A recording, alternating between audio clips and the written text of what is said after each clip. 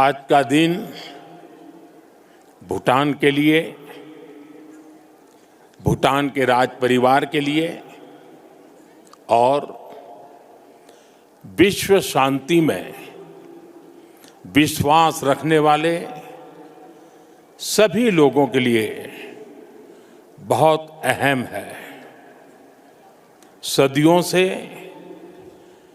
भारत और भूटान का संबंध बहुत ही गहन, आत्मीय और सांस्कृतिक नाता रहा है और इसलिए इस महत्वपूर्ण अवसर पर शामिल होना भारत का और मेरा कमिटमेंट था। लेकिन आज मैं यहाँ बहुत भारी मन से आया हूँ। कल शाम दिल्ली में हुई भयावह घटना ने सभी के मन को व्यथित कर दिया है। मैं पीड़ित परिवारों का दुख समझता हूं। आज पूरा देश उनके साथ खड़ा है। मैं कल रात भर इस घटना की जांच में जुटी सभी एजेंसियों के साथ, सभी महत्वपूर्ण लोगों के साथ संपर्क में था, विचार विमर्श चलता था, जानकारियों के तार जोड़े जा रहे थे। हमारी एजेंसियां इस षड्यंत्र की तह तक जाएगी। इसके पीछे के षड्यंत्रकारियों को बख्शा नहीं जाएगा। All those responsible will be brought to justice.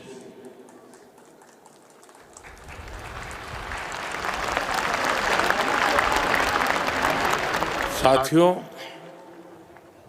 आज यहां एक तरफ गुरु पद्म संभव के आशीर्वाद के साथ ग्लोबल पीस प्रेयर फेस्टिवल का आयोजन हो रहा है।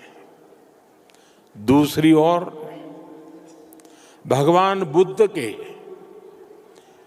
पिपरहवा अवशेषों के दर्शन हो रहे हैं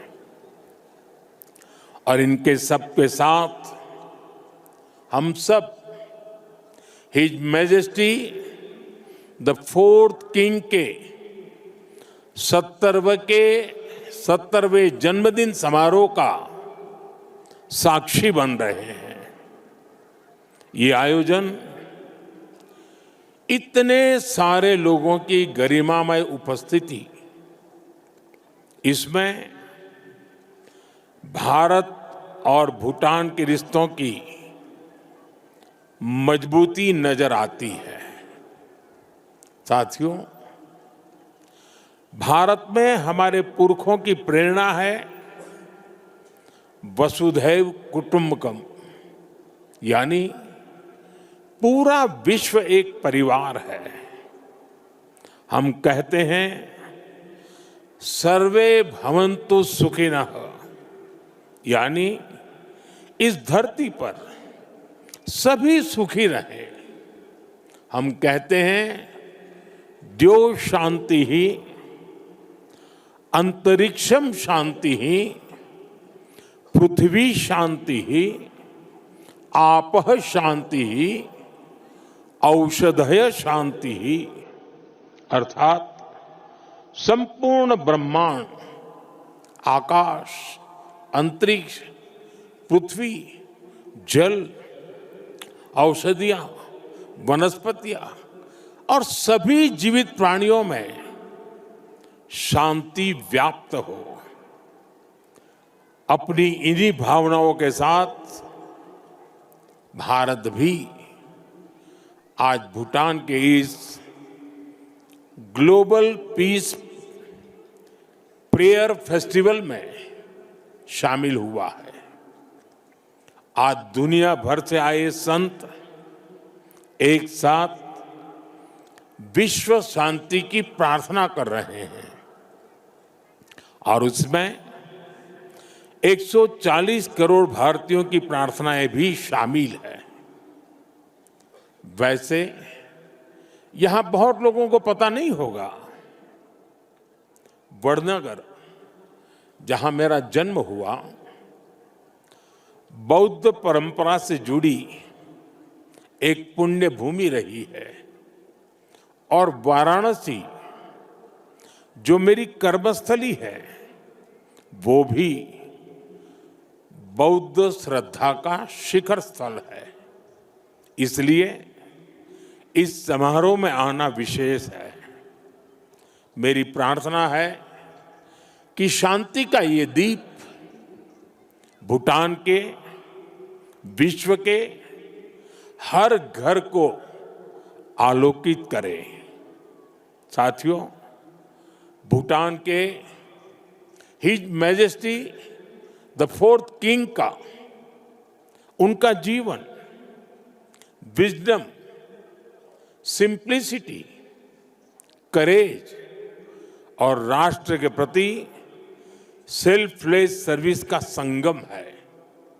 उन्होंने 16 वर्ष की बहुत छोटी आयु में ही बड़ी जिम्मेदारी संभाली, अपने देश को एक पिता जैसा स्नेह दिया और अपने देश को एक विजन के साथ आगे बढ़ाया।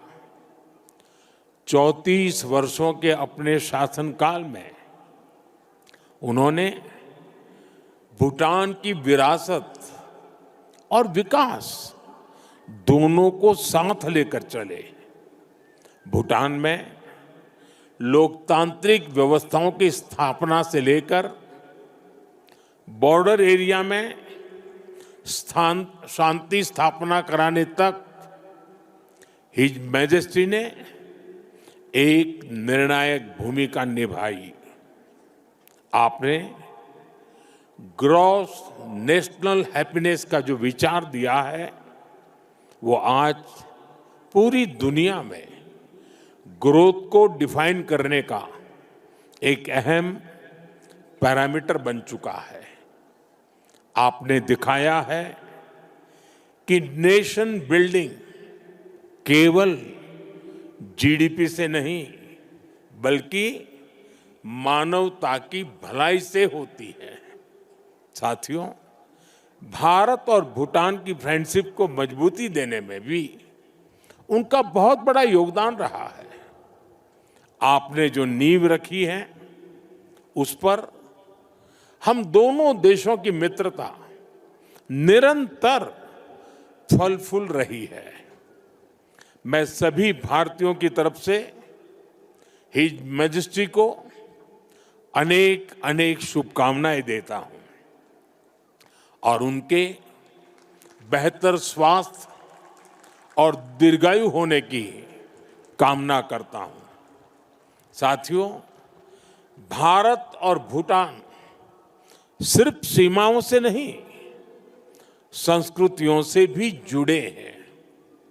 हमारा रिश्ता वैल्यूज का है, इमोशंस का है, पीस का है, प्रोग्रेस का है। 2014 में प्रधानमंत्री पद की शपथ लेने के बाद मुझे अपनी पहली विदेश यात्रा में भूटान आने का अवसर मिला था। मैं आज भी उस यात्रा को याद करता हूं तो मन भावनाओं से भर जाता है। भारत और भूटान के संबंध इतने सशक्त और समृद्ध हैं। हम मुश्किलों में भी साथ थे, हमने चुनौतियों का सामना भी मिलकर किया और आज जब हम प्रोग्रेस की प्रॉस्पेरिटी की तरफ चल पड़े हैं तब भी हमारा साथ और मजबूत हो रहा है। His majesty the king Bhutan को नई ऊंचाई की ओर ले जा रहे हैं। भारत और भूटान के बीच विश्वास और विकास की जो साझेदारी है, वो इस पूरे विजन के लिए बहुत बड़ा मॉडल है। साथियों, आज जब हम दोनों देश तेजी से आगे बढ़ रहे हैं, तो इस ग्रोथ को हमारी एनर्जी पार्टनरशिप और गति दे रही है। भारत भूटान हाइड्रो पावर साझेदारी की नींव भी his majesty the fourth king के नेतृत्व में रखी गई थी। हिज मैजेस्टी फोर्थ किंग और हिज मैजेस्टी फिफ्थ किंग दोनों ने ही भूटान में सस्टेनेबल डेवलपमेंट और एनवायरनमेंट फर्स्ट का विजन आगे बढ़ाया है। आपके इसी विजन की नींव पर आज भूटान विश्व का पहला कार्बन नेगेटिव देश बना है। ये एक असाधारण उपलब्धि है। आज per capita renewable energy generation में भी भूटान विश्व के सर्वोच्च देशों में से एक है। साथियों, भूटान आज अपनी इलेक्ट्रिसिटी 100% रिन्यूएबल स्रोत से उत्पन्न करता है। इस क्षमता का विस्तार करते हुए आज एक और बड़ा कदम उठाया जा रहा है। आज भूटान में 1000 मेगावाट से अधिक का एक नया हाइड्रो इलेक्ट्रिक प्रोजेक्ट लॉन्च कर रहे हैं, जिससे भूटान की हाइड्रो पावर कैपेसिटी में 40% की बढ़ोतरी हुई है। इतना ही नहीं, लंबे समय से रुके हुए एक और हाइड्रो इलेक्ट्रिक प्रोजेक्ट पर भी फिर से काम शुरू होने जा रहा है। और ये हमारी पार्टनरशिप सिर्फ हाइड्रो इलेक्ट्रिक तक सीमित नहीं है। अब हम सोलर एनर्जी में भी एक साथ बड़े कदम उठा रहे हैं। आज इससे जुड़ी अहम समझौते भी हुए हैं।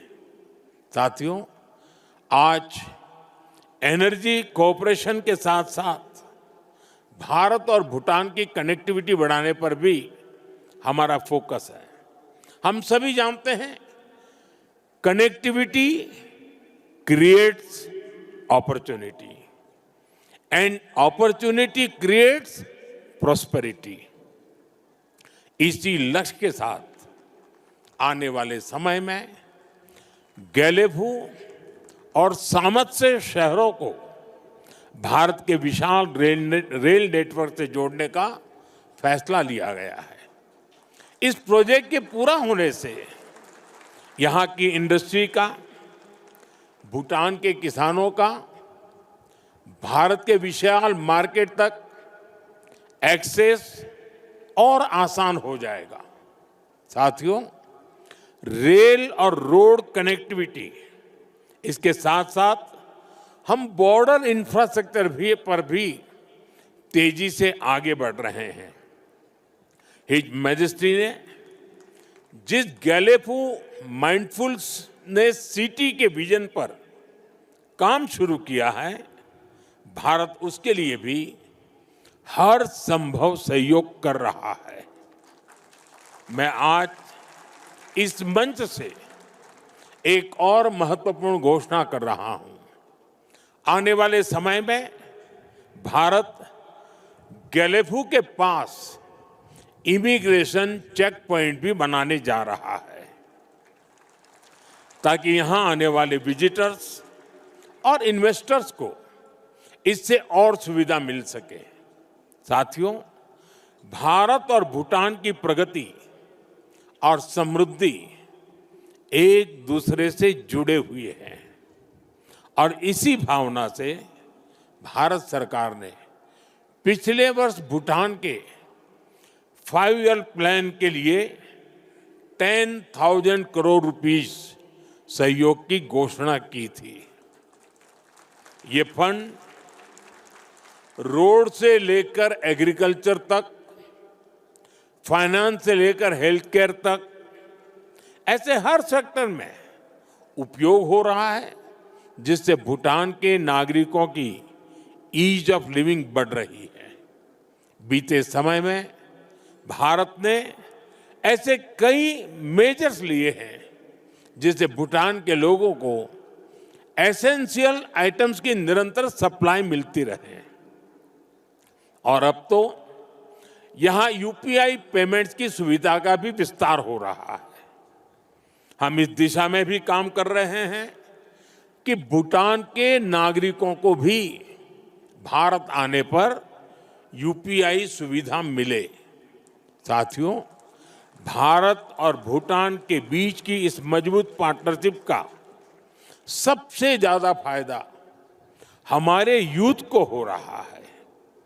His majesty national service voluntary service और इनोवेशन को लेकर बेहतरीन काम कर रहे हैं और हिज मैजेस्टी का यूथ को एम्पावर करने का जो विजन है, उन्हें टेक एनेबल बनाने की जो सोच है, उससे भूटान का युवा बहुत बड़े लेवल पर इंस्पायर हो रहा है। Education, innovation, skill development, sports, space, culture, ऐसे अनेक सेक्टर्स पे भारत भूटान के युवाओं के बीच सहयोग बढ़ रहा है। आज हमारे युवा साथ मिलकर एक सैटेलाइट भी बना रहे हैं। भारत और भूटान दोनों के लिए यह बहुत महत्वपूर्ण अचीवमेंट है। साथियों, भारत और भूटान के संबंधों की एक बड़ी शक्ति हमारे लोगों के बीच का आत्मिक संबंध है। 2 महीने पहले भारत के राजगीर में रॉयल बोटानिस्ट टेम्पल का उद्घाटन हुआ है।